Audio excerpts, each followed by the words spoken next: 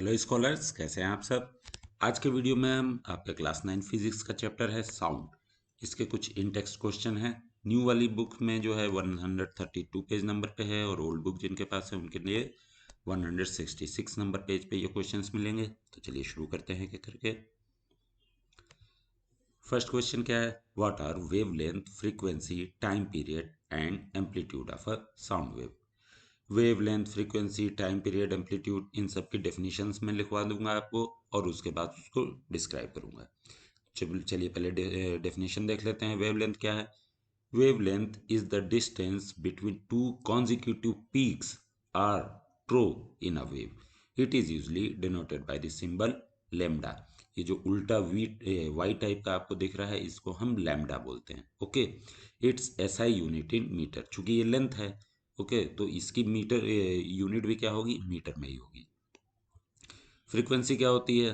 Frequency is the number of oscillations और cycles of a sound wave that occur in 1 second. It is measures in hertz.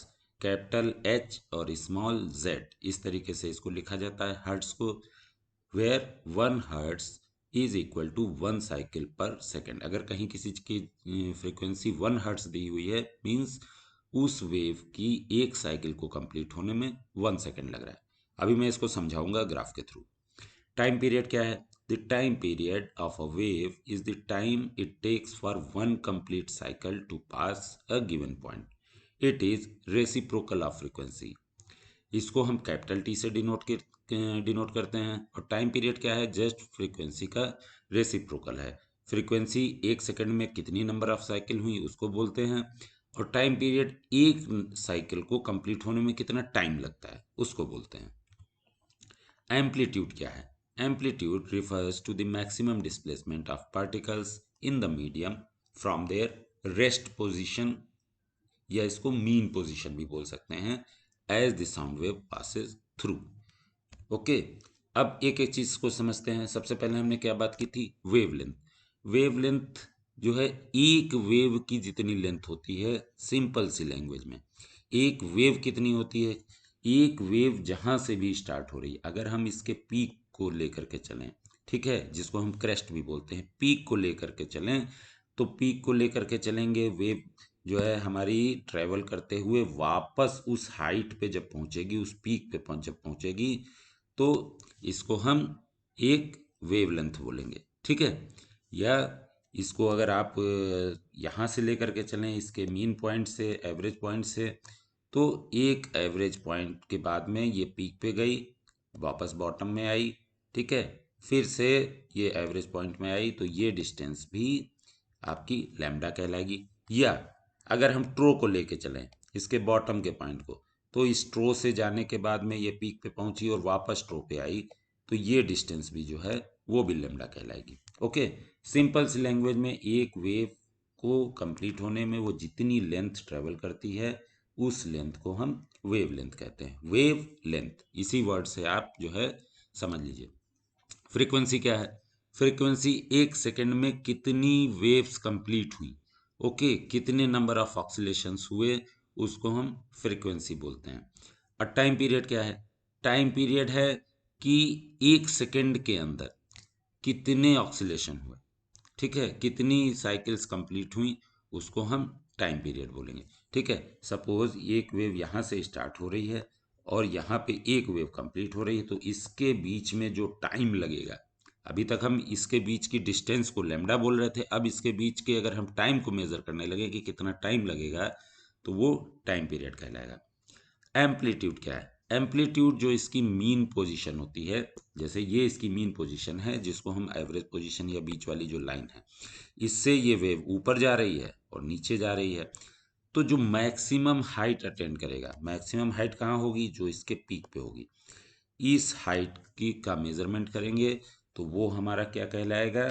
Amplitude. इसको हम capital A से denote करते हैं। Okay, second question क्या है? How are the wavelength and frequency of a sound wave related to its speed. अब देखिए, जब वेव ट्रेवल कर रही है, ठीक है, कुछ पर्टिकुलर टाइम के अंदर में वो एक प्लेस से दूसरे प्लेस के बीच में ट्रेवल कर रही है, तो कुछ ना कुछ उसकी स्पीड भी होगी। तो उस स्पीड का वेवलेंथ और फ्रीक्वेंसी के साथ क्या रिलेशन है? The relationship between the wavelength, frequency and speed of a sound wave is described by the equation v is equals to lambda into f. क्या है? Speed is equals to lambda, क्या हो गया आपकी वेवलेंथ, वेवलेंथ इंटू फ्रीक्वेंसी। ठीक है, ये कैसे आया ये? आप सिंपल सा फार्मूला, आपको ये तो याद ही था ना कि speed is equal to distance upon time. ठीक है, डिस्टेंस अपॉन टाइम। अब आपको पता है कि वेव को एक वेवलेंथ कंप्लीट होती है, उसको आप उसकी डिस्टेंस बोल लेते हैं। सपोज एक वेवलेंथ कंप्लीट हुई तो डिस्टेंस लेमडा ट्रेवल हुई, एक वेवलेंथ की को हम लेमडा बोलते हैं। और उसी लेमडा को कंप्लीट होने में, जो एक वेव को कंप्लीट होने में जितना टाइम लगता है, उसी को हम टाइम पीरियड बोलते हैं ना, तो लेमडा अपॉन टी। ठीक है, और 1/t क्या होता है? 1/t इक्वल टू एफ होता है। तो अगर हम इसको लेमडा अपॉन टी को कैसे लिख दें? Lambda into 1/t। तो ये 1/t किसके इक्विवेलेंट होता है? 1/t इक्विवेलेंट होता है फ्रीक्वेंसी के f। तो इससे हमारी ये इक्वेशन निकल के आ जाती है कि वेवलेंथ की स्पीड क्या है, वेव की स्पीड क्या है? वेव की स्पीड है wavelength multiplied by frequency. Question number 3 क्या है? Calculate the wavelength of a sound wave whose frequency is 220 hertz and speed is 440 metre per second. ठीक है, चलिए देखते हैं। फ्रीक्वेंसी दी हुई है 220 हर्ट्ज, स्पीड दी हुई है 440 मीटर पर सेकेंड।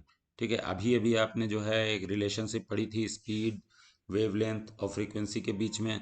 ठीक है, वेवलेंथ पता करनी है आपको। क्या रिलेशनशिप था? Speed is equal to wavelength multiplied by frequency, v is equal to lambda into f. अब आपको पता करना है लेमडा, तो लेमडा क्या हो जाएगा? Speed upon frequency. स्पीड है 440 अपॉन 220, तो लेमडा क्या आया? 2 मीटर।